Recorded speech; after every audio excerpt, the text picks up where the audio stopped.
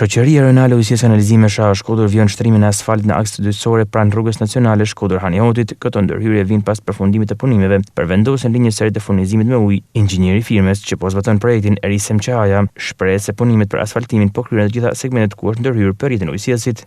Ndodhemi tek faza fundit e projektit, që përfshin kthimin e gjendjeve të përposhme të gjitha sipërfaqeve të dëmtuara nga projekti. Sot është shtruar rreth 1000 metra katror asfalt. Pastaj vjen edhe faza tjetër, mbylljes komplet të rrugicave që ne kemi prek me projektin tonë. Në ditë vazhdim është edhe rruga nacionale Shkodër-Hanihotit, komplet njëra kursi, nga rreth rrotullimi i Dobraçik tek Pesterojt, që do bëhet komplet shtresa me asfalt dhe kthimin e gjendjeve të përparshme. Projekti për rehabilitimin e ujit të pishëm përfshin rreth 2200 familje. Ne jemi në fazën e fundit të mbylljes së projektit.